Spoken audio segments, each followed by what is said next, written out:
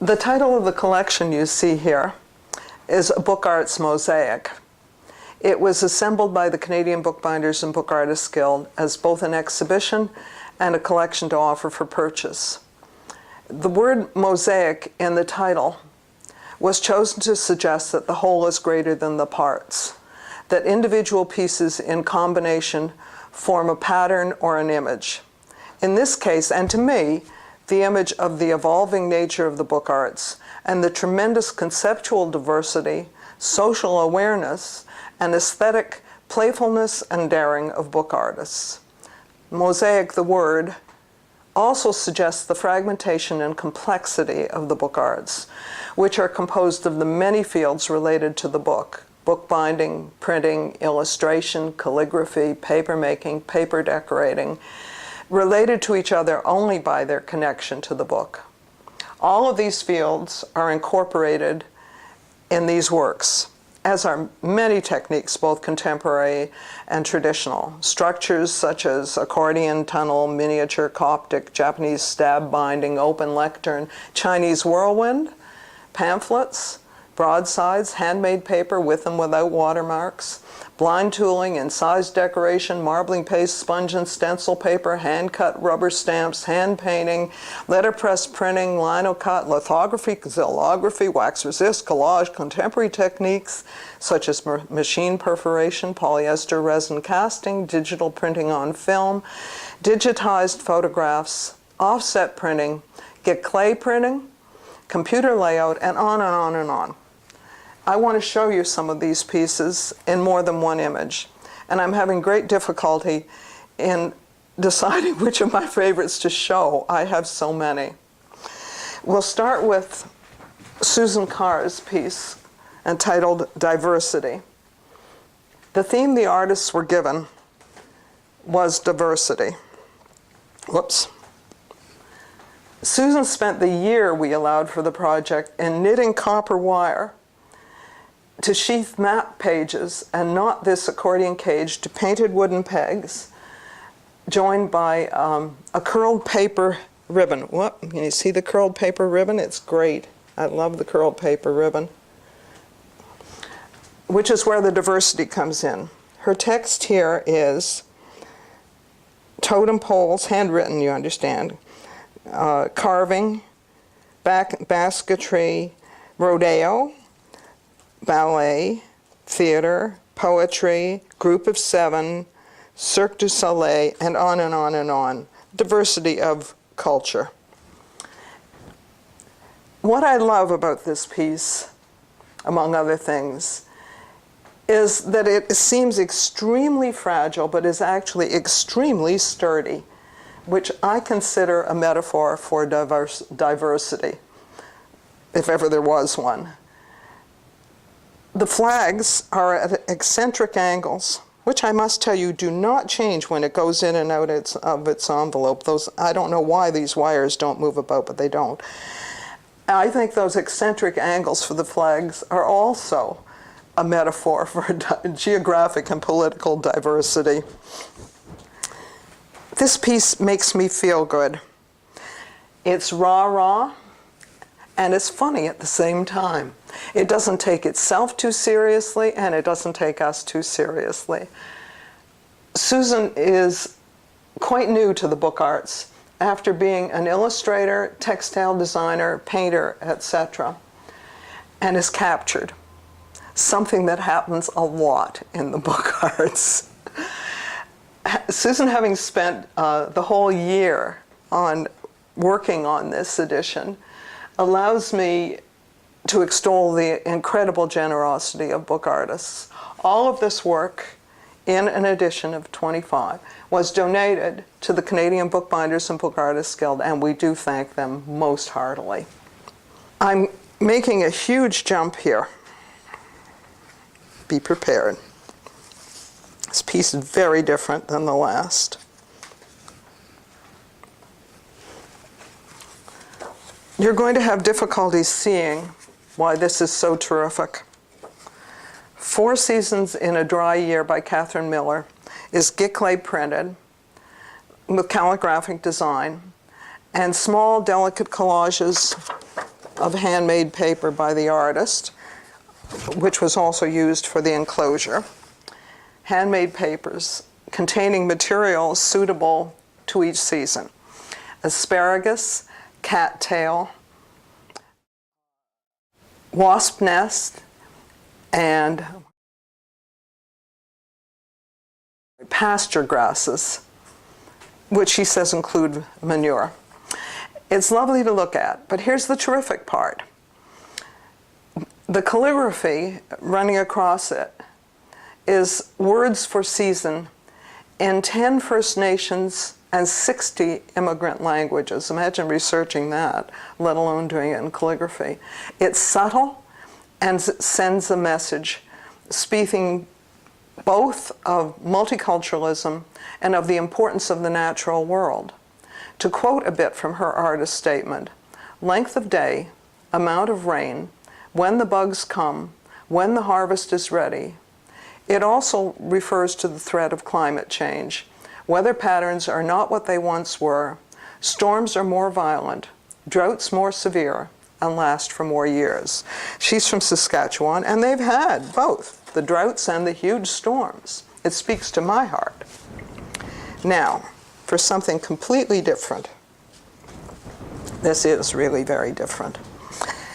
Earth, Air, Water, Fire by Anne Graham McTaggart is beautiful, thought-provoking, spiritual. I'm going to open it up because you have to see all its parts. I totally love the ribbons. First of all, I love the colors. But secondly, she sewed and turned all these long silk ribbons for tying this. Amazing to me. It includes a stitched pamphlet with computer printed text and hand linoprints. This is modeled on the rectangular prayer sheets used by Tibetan monks in their chanting, which are often sandwiched between wooden covers, as is this. This wooden case is decorated with linoprint. That's some linoprint. That's wonderful. Photos, decorative thread, text, and symbols unwrapped with these silk ties. I also totally love, I don't know if you'll see this or care, they're tiny beads and wire wrapping, beautiful, and pegs for the box just fastens together with these little copper pegs. It's just a beautiful piece of work. And I would like to quote just a tiny bit of the text. I'm not going into it too much. But each page begins with, or each section begins with one of these. Earth's song of divine diversity, air's breath of divine diversity, water's flow of divine diversity, fire's heat of divine diversity. Again, a totally beautiful piece of work. Love it. Judith Wellborn and Derek Chung in Luna, Myths About the Moon, have created what I consider a perfect artist's book. Total technical control, conceptual exploration, in this case of the moon and its myths, design, and image all fuse perfectly. They absolutely work together and they make a great whole. They have used printing on acetate, and they've used lithography, the old and the new again, used together. It is a fusing of the past and the future of the book. I didn't think we did well in photographing this for the catalog because there was so much to show that we couldn't. I'll read you a little.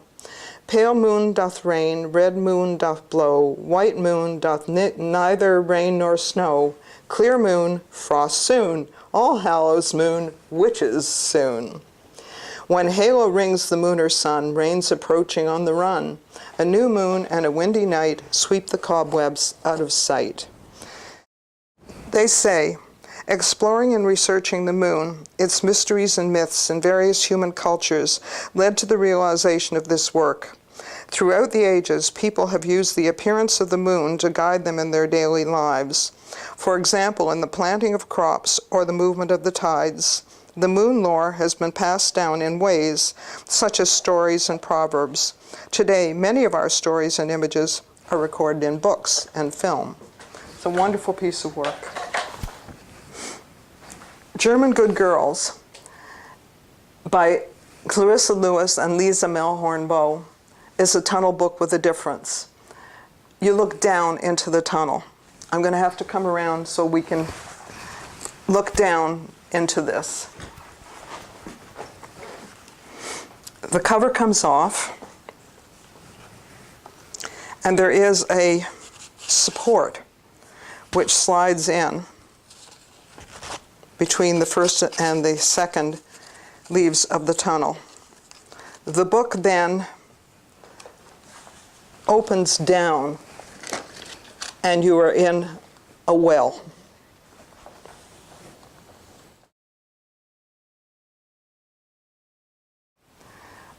The well is a reference to Frau Holle, a Brothers Grimm fairy tale. Frau Holle lives in the bottom of a well, shakes her feather bed, and it snows on earth. Clarissa and Lisa cut thousands of tiny snowflakes and attach thousands of pieces of goose down to these works.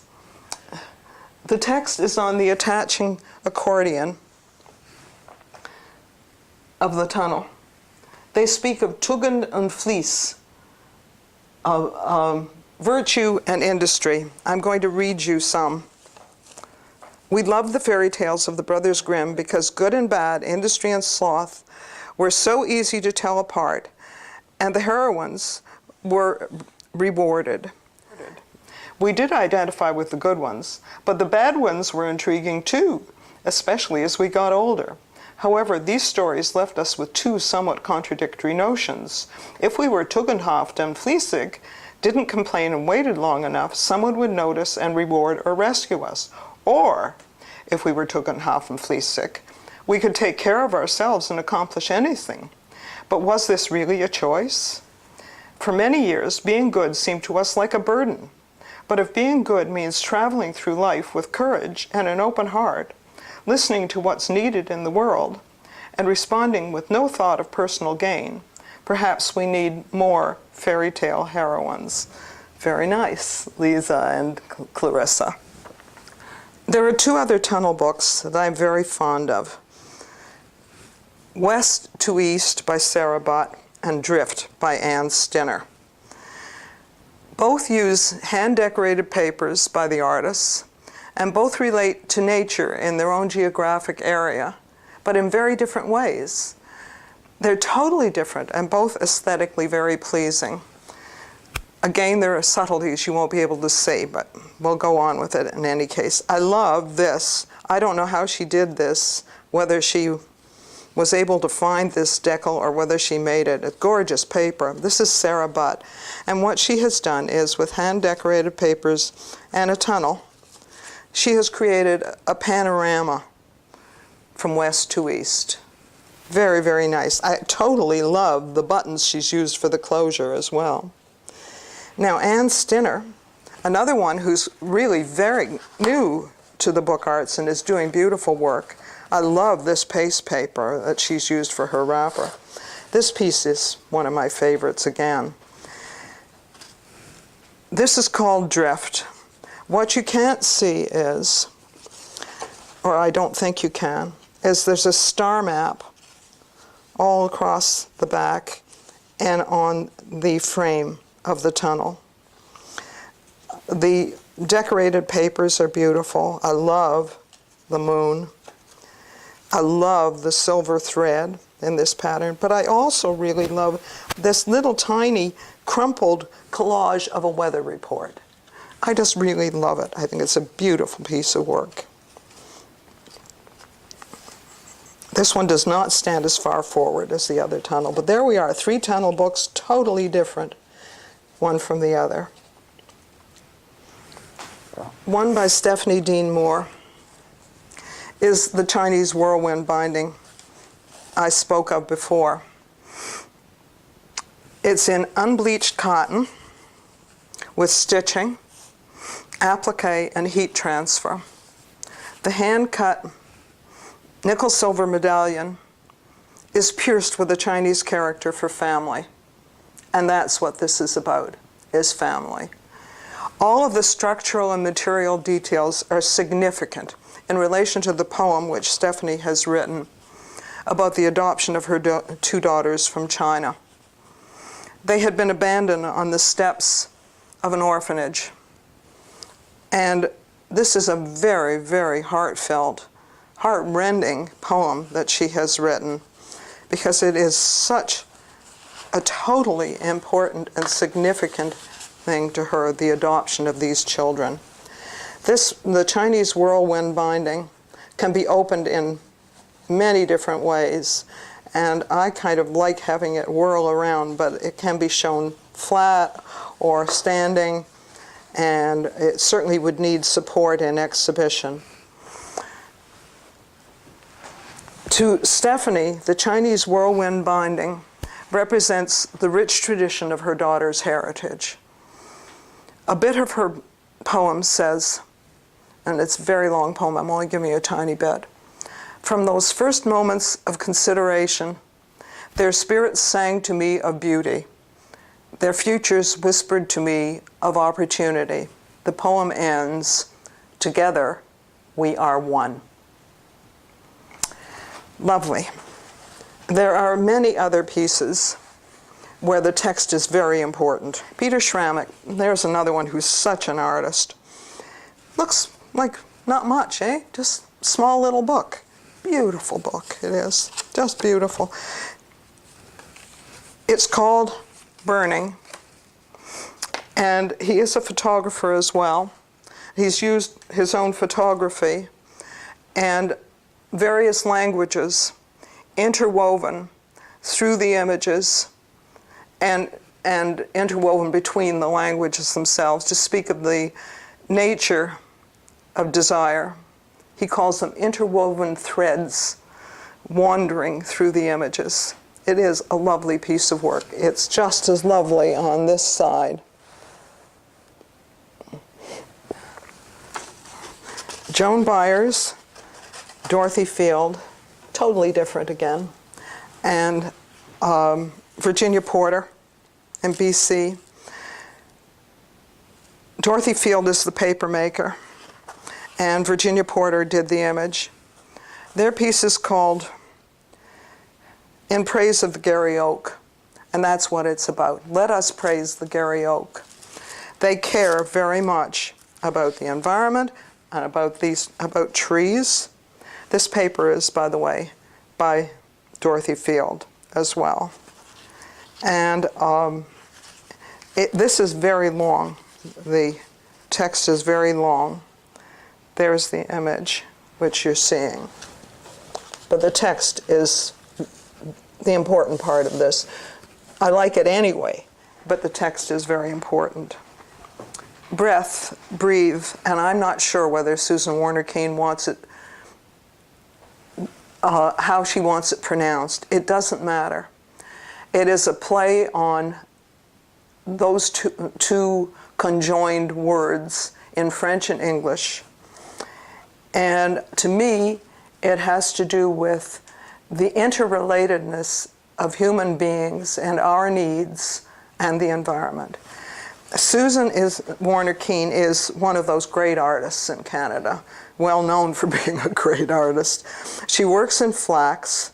Generally, her text is interwoven with the paper. The paper is perfect.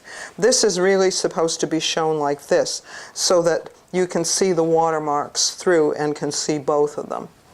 We can't do that here. It would take some real doing. Walter Bashinsky and Janice Butler. I have to read this bit of text. It's very short and I really love it. He who bends to himself a joy doth the winged life destroy, but he who kisses joy as it flies lives in eternity's sunrise. William Blake. This is stencil, and they do pochoir a lot. Walter's image, and beautifully printed, and a lovely broadside, as is this one. This piece by Annex C is entitled Convergence and reads in part, the headline is Genoa Burns. A protester was killed there yesterday. Up the street, there's a man in an abandoned parking lot selling bonsai trees at 6 in the morning. He looks very content sitting on a wooden crate, just gazing at all the things around him. That's the thing with 6 a.m. That's the thing with convergence. You see and hear everything. He sees me sitting on the bus, looking at him, and he looks back at me and smiles. You see why I wanted to read it all. It really does go together as a unit, and that fits with something else. I really love this maze because it is never-ending. There is no place to pause. It is convergence. The Ottawa Press Gang, Susan Glebensky, Holly Dean and Larry Thompson, Roberta Hubner, Grant Wilkins, April Flanders, Richard Coxford, and Brett Quinlan, have letterpress printed works whose joint title is Feast. Each of them has taken a vastly different approach to food. From totally contemporary and quite hot on Canada, which is very interesting, by April Flanders, who is American. So I thought that very interesting. Through funny, these pieces, the Mammoth Cheese of 1893 and the Great Canadian Stew, are funny pieces.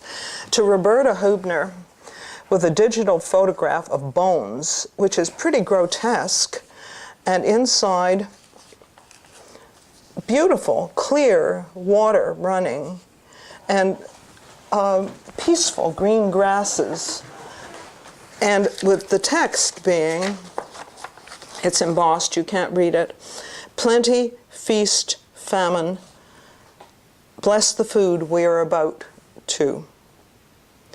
I mean, again, it's a very different approach to food. Sue Glebensky. I should mention that the handmade paper by Britt Quinlan, very heavily pigmented and beautiful. She did a really nice thing with the wrapper that I quite love. She masked off the mold so that it is one piece with decal all around. Very nice. Very, very nice. Her piece is in the same pigmented paper.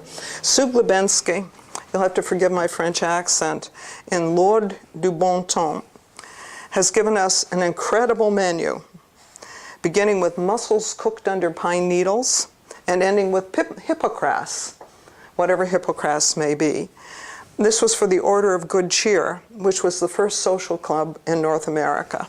Grant Wilkins, in Bread and Wine, has given us a traditional pamphlet with vignettes, beautiful vignettes, I would say, and with quotes from Homer, the Epic of Gilgamesh, Charles G.D. Roberts, and others, and ending with Hesiod here, saying, for pleasant it is at a feast and rich banquet to tell delightful tales when men have had enough of feasting. I'm sure that you have not had enough of feasting on this collection, and there are many other pieces that I'm not talking about. You really need to see the whole thing. But this is the last tale I will tell. Jane Morgan, in The Deer's Cry, an excerpt, has used an 8th century Irish literary fragment, which she describes, very Celtic, as half a magic spell and half a prayer, evoking for her the ancient Irish scriptorium and bindery, encased it in, again to quote her, a rough New World art book evocation, a Coptic binding, with a fused glass medallion by the artist on the cover. She made the fused glass being almost as precious as gemstones. Every page is gorgeous. I'm going to show you every page because we had such a time trying to choose what to show in the catalog.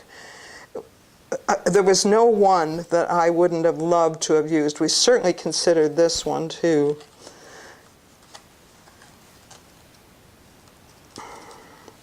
This is, again, an amazing piece of work.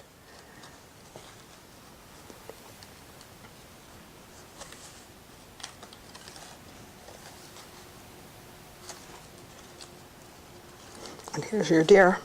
I love the paper in itself that she has painted. It's wonderful. She made the paper too. And again, a symbol at the end. This is but a sampling of the pleasures you can find in a book arts mosaic.